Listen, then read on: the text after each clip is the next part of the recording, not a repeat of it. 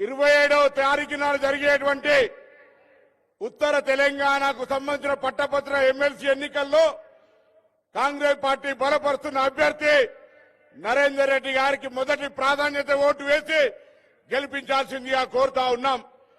ఆనాడు జీవన్ రెడ్డి గారిని ప్రశ్నించే గొంతుగా, ఆయన ఉన్నటువంటి అప్రజాస్వామిక ప్రభుత్వానికి ప్రశ్నించే గొంతు అవసరమైంది. ఈ రోజు ప్రజాస్వామ్య పరిపాలన, ప్రజాపాలన లోపల సమస్యల్ని పరిష్కరించేటువంటి ఒక ప్రతినిధి అవసరం ఉంది. కాబట్టి అలా నరేందర్ రెడ్డి గారిని అత్యధిక మెజార్టీతో గెలిపించాల్సిందిగా పట్టభద్రులందరికీ హృదయపూర్వకంగా విజ్ఞప్తి చేస్తా ఉన్నా. మీ అందరి మీద విశ్వాసం ఉంది. తప్పకుండా ఉత్తర తెలంగాణ ప్రజలు పూర్తిగా ఆలోచనతోటి ఈ రోజు కాంగ్రెస్ పార్టీ అభ్యర్థిన బలపడుతున్న అభ్యర్థిని గెలిపిస్తారని ఆకాంక్షిస్తూ చాలా మంది చెప్తా ఉన్నారు. ఒకటి 317 అంటున్నారు, ఇంకోటి ఏదో అంటూ ఉన్నారు.